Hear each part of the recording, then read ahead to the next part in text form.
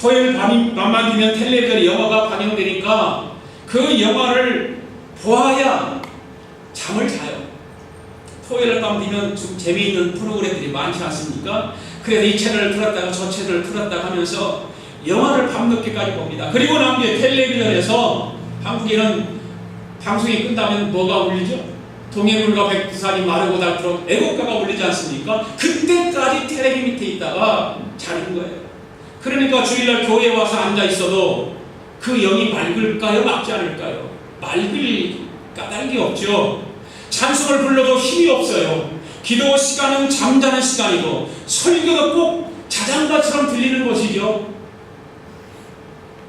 이래서 안 되겠다는 생각을 했습니다. 이분이 텔레비전을 안 보려고 아무리 그랬어도 그 습관을 이길 수가 없었습니다. 그래서 하나님 앞에 기도했습니다. 기도했더니 하나님께서 깨닫게 해주시는 것이 뭐냐면, 야, 텔레비전을 보기 전에 텔레비전을 1시간 보려면 그 보기 전에 1시간 성경을 읽어라. 텔레비전 2시간 보려면 그 2시간 보기 전에 성경을 읽어라. 그런 깨달음을 주시더라는 것입니다. 아, 그렇구나. 하나님께서 내게 깨닫게 해주셨으니까 내가 그렇게 해야 되지. 그리고 난 텔레비전을 보기 전에 성경을 1시간씩 읽었습니다. 성경을 읽고 나니까 얼마나 영적으로 맑겠어요. 생각이 맑아지는 거예요. 영이 점점 밝아졌어요. 그래서 주일날 예배 드리면 절로 은혜가 되기 시작했습니다. 그렇잖아요. 그럴 수밖에 없잖아요. 우선 하나님 말씀을 읽으니까 얼마나 많은 은혜를 받았겠어요. 거기다가 성경을 읽다 보니까 어떻게 했습니까? 30분도 안 돼서 그냥 자는 거죠. 뭐 졸음이 와서 자니까 텔레비전 볼 시간이 없는 거예요. 성경 읽다가 자니까. 텔레비전을 보지 않고 숙면을 취하게 되니까 그 다음날 얼마나 또 정신이 맑겠어요. 텔레비전을 보지 말라는 것이 아니라 여러분 뉴스도 봐야 되고 때로는 드라마도 봐야 되겠죠. 안 보면 못 살죠. 어떻게 살겠어요. 그러나 그거 보기에 앞서서 먼저 하나님 말씀을 읽고 나서 보라 그 말입니다. 여러분 요즘 성경을 통독하시느라고 때로는 힘도 들고 어떤 분은 기쁨도 얻고 은혜를 받는 분들도 많이 있을 줄 압니다. 그래서 텔레비전 보기 전에 드라마를 보기 전에 먼저 하나님 말씀을 읽고 묵상하고 그러고 나서 보시면 더 좋지 않겠어요? 중요한 것은 우리 마음을 언제나 하나님께 두어야 한다 그 말입니다. 그 말을 하기 위해서 이야기를 하는 것입니다. 언제든지 하나님 앞에 하나님 마음에 두어야 되고 하나님을 향해야 되고 그리하면 마귀는 우리에게 틈타지 못합니다. 우리를 유혹하지 못합니다. 죄가 우리에 들어올 수가 없습니다. 항상 하나님에게 초점을 맞춰 있고 예수 그리스도에게 맞춰 있다면 어떻게 죄가 우리에게 들어올 수 있습니까? 우리 아가페 교회 성도 여러분들은 죄가 여러분의 삶에 틈타지 못하도록 항상 하나님의 말씀에 가까이 있기를 원합니다. 예수님을 항상 앞장서서 살아갈 수 있기를 주님의 이름으로 축복합니다. 두 번째로 은혜 아래 있는 자들이 해야 될 일들이 있습니다. 그것이 무엇일까요? 13절 중반절부터 보겠습니다. 시작. 오직 너희 자신을 죽은 자 가운데서 다시 살아난 자같이 하나님께 드리며 너희 지체를 의의 무기로 하나님께 드리라. 할렐루야.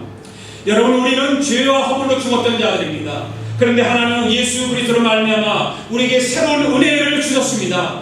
왜 우리에게 은혜를 주셨을까요? 너희 마음대로 죄를 지으라고 주셨을까요? 아니지요. 이제는 받은 은혜를 가지고 하나님 나라를 위해서 살고 하나님의 영광을 위해서 살고 우리에게 은혜를 주신 줄로 믿습니다.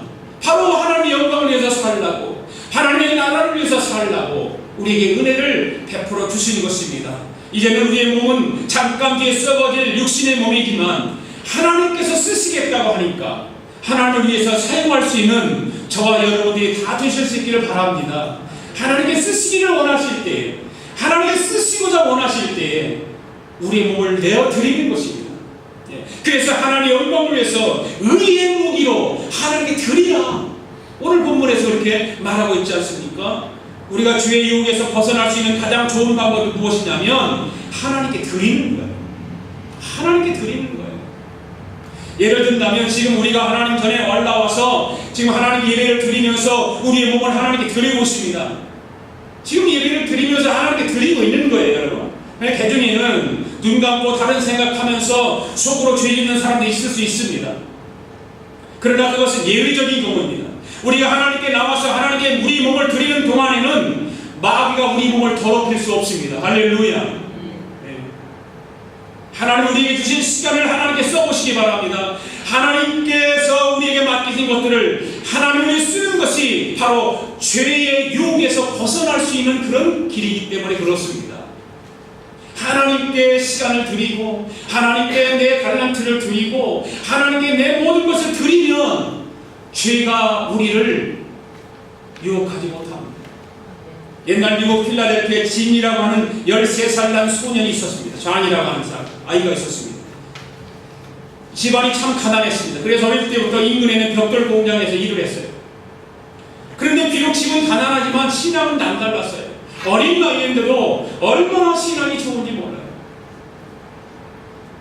하나님의 말씀도 부지런히 읽기도 하고 기도 생활도 열심히 했어요. 그런데 이 잔의 마음을 슬프게 하는 게 하나 있었는데 뭐냐면 잔이 출석하고 있는 교회 앞에는 골목길이 있었는데 그 골목길이 포장이 되지 않았습니다. 그래서 비가 오면 질퍽질퍽합니다. 그러다 보니까 신앙이 좀 떨어지고 믿음이 연약하고 교회에 나온 지 얼마 안 되는 사람들, 이런 사람들이 그것 때문에 비가 오면 교회를 오지 않으려고 빈자리가 너무나 많았어요. 교회는 어른들이 많이 있었습니다. 사람도 많이 있었습니다. 좋은 마차를 타고 다니는 사람들도 교회에 많았습니다. 장로님들도 있었고 권사님도 있었고 집사님도 있었습니다. 좋은 집에 사는 사람들도 많이 있었습니다. 그런데 어른들은 하나같이 교회에 대해서 관심이 없었습니다. 대책을 세우려고 들지 않았습니다. 그래서 잔의 마음이 너무 아팠어요. 하루는 잔이 결심을 합니다. 내가 교회 골목을 벽돌로 포장해야. 이 13살 먹은 어린 아이 마음속에 그 비만 오면 질퍽거리는 그 골목을 자기가 벽돌로 포장하겠다고 기도하고 다짐을 했어요. 그가 벽돌 공장에서 일하는데 하루에 품삯이 7센트. 그중 식대를 빼고 취재의 잡비를 제하고 나면 딱 벽돌 한 장 살 돈이 나온대요. 그래서 하루 매일같이 벽돌을 사서 그 골목길을 포장해 나가기 시작합니다. 그런 식으로 골목길을 포장해 끝나려면 적어도 2년이라는 세월이 걸려야 했습니다. 그러나 이 잔에게는 2년이라고 하는 세월이 조금도 길게 느끼지 않았어요. 한 주일이 지났습니다. 2주일이 지났습니다. 한 달이 지납니다. 교회 어른들이 세월이 지나면서 그 잔에 하는 일을, 그 헌신을 눈여겨보기 시작합니다. 어른들은 자신들을 부끄럽게 느끼기 시작합니다. 드디어 어른들의 이기적인 마음이 깨지기 시작합니다.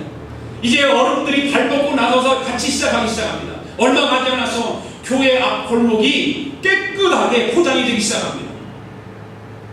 어른들이 감동을 받으니까 그 골목뿐만 아니라 그 낡은 교회도 건물을 새롭게 지어서 봉헌도 하고 그랬습니다. 여러분, 하나님께서 이 잔을 어떻게 했을까요? 축복하지 않았을까요? 분명히 축복했겠죠? 엄청난 복을 이 잔에게 하나님은 복을 주셨습니다. 하늘문을 활짝 열어주셨습니다. 이 잔은 자기가 받은 그 물질적인 복을 언제나 하나님을 위해서 아낌없이 투자했습니다. 천국에는 조미 먹지 않는다고 했습니다. 천국에는 동록이 쓰지 않는다고 했습니다.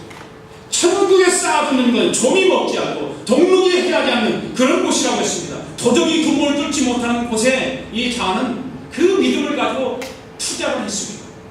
여러분, 이 사람이 누굴까요? 미국의 백화점 왕이라고 불리는 요한 와나메이커입니다. 존 와나메이커. 여러분 잘 아시잖아요. 존 와나메이커가 바로 어려서부터 하나님 앞에 심었더니, 하나님 나라를 위해서 심었더니 놀라운 축복을 해주셨습니다. 그뿐만 아닙니다. 이 존 와나메이커는 물질을 가지고 세계 수많은 YMCA 건물을 다 지었다는 거 아세요? 우리 옆에 있는 여기 YMCA 건물도 어쩌면 이 존 와나메이커가 지어주었는지도 몰라요. 확실한 건 모르지만. 그러나 세계 YMCA 모든 건물을 거의 다 이 존 와나메이커가 지었다고 하는 사실. 그는 일평생 동안 세 가지 생활 신조를 붙들고 살아갑니다. 첫 번째로는 생각하는 것. 무슨 생각을 하느냐? 기도하면서 하나님의 뜻이 무엇인지 깊이 생각하는 것입니다.